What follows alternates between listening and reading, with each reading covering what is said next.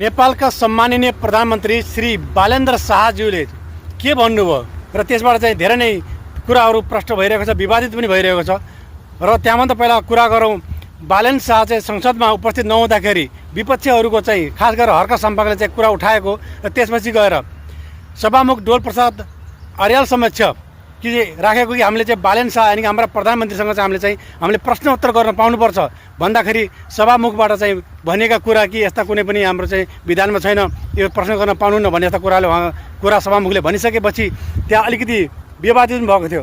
तर अन्ततः बालेन्द्र शाह संसदमा उपस्थित भइसकेपछि उहाँले हात उठाएर भन्नुभयो कि म बोल्छु, सबैको प्रश्नोत्तर दिन्छु भनिसकेपछि अनि बालेन्द्र शाहले चाहिँ के भन्नुभयो त आउनु चाहिँ एकैछिन सुनौँ। तपाईहरूलाई एउटा कुरा अचम्म लाग्छ होला, मैले पनि अस्ति प्रधानमन्त्री भएपछि नै थाहा पाएँ भारतले नेपालको जग्गा मात्रै होइन, नेपालले पनि भारतको जग्गा धेरै ठाउँ मिचेको रहेछ।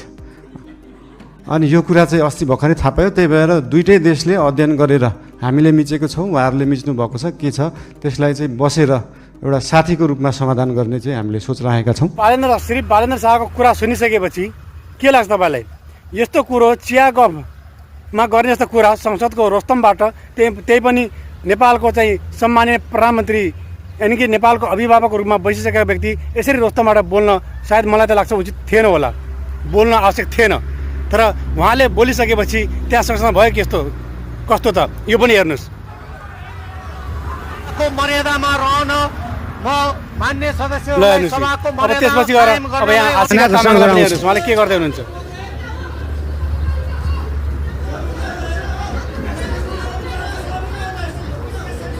अब हेर्नुहोस् अर्को भिडियो, यहाँ के हुँदैछ त्यस्तो। अब उक्त नियमावलीको मस्यौदा प्रतिवेदन माथिका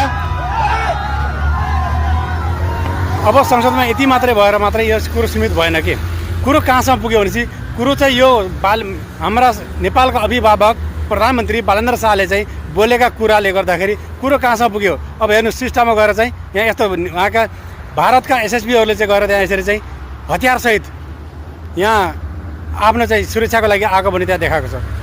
त्यति मात्र नभएर बिबिसीले पनि भनिसकेको छ कि नेपालको प्रधानमन्त्रीले चाहिँ यसरी यो कुरो भनिसकेपछि यो चाहिँ हेर्नुहोस् भने यो कहाँसम्म पुग्यो कुरो। तर यस्ता कुरा चाहिँ बालेन्द्र शाहले बोल्नुभन्दा पहिला सोच्नु पर्थ्यो, त्यसैले पूर्व तयारी बिना कुनै पनि कुरा बोल्नु हुँदैन। हामी सिधा सादा ल तपाईँ हेर्नुहुन्छ म चौकीदार हो, चौकीदार मान्छे हामी पनि काम गर्दाखेरि आफ्नो कार्यक्षेत्रमा चाहिँ हामीले नसोचिकन कुनै कुरा बोल्यौँ भने हामी आफैलाई पनि अप्ठ्यारो पर्न सक्छ है भन्ने हामीले सोच राख्छौँ भने तपाईँ त नेपालको अभिभावक हो। नेपालको अभिभावक भइसकेपछि तपाईँले यो बोल्नुभन्दा पहिला 10 मिनट सोच्नु पर्थ्यो। या फेरि तपाईँले भन्नुभयो नि कि हामी चाहिँ गएर चाहिँ कुरा गर्नेछौँ, वार्ता गर्नेछौँ भनेर, पहिला वार्ता गर्नुहोस् न। वार्ता गरेर उहाँ गएर कुरा राखेर कस्तो हामीले चाहिँ नेपालको जमिन भारतको जमिन चाहिँ हामीले मिचेका छौँ, तपाईँहरूले नि हाम्रो जमिन मिच्नु भएको छ, यसलाई चाहिँ सम्झौता गर भनेर त्यहाँ कुरा राखिसकेपछि त्यो हामीले यस्तो कुरा गऱ्यौँ, यस्तो हुँदैछ है भनेर त्यहाँ जानकारी दिनु त्यो स्वाभाविक हो। तर एक्कासी यस्तो कुरा गर्दाखेरि भारतले चाहिँ अब कहीँ न कहीँ हस्तक्षेप गरिरहेको छ भनेपछि अब यसलाई चाहिँ के भन्ने? तपाईँ चाहिँ अब तपाईँलाई मैले के भन्नु, खै मैले त केही पनि भन्न सकिनँ। साथीहरू तपाईँ आफै भन्नुहोस् त, यहाँले यो भन्न खोजेको कुरोले गर्दाखेरि नेपालमा कस्तो खालको स्थिति हुन थालेछ, चौतर्फी आलोचना भइरहेछ। भारतले पनि भनिरहेछ कि नेपालमा चाहिँ अब यो अर्को ल्यान्डुप दोर्जे पैदा हुँदैछ भनेर भनिरहेको छ। भनेपछि के तपाईँलाई लाग्छ यस्तो?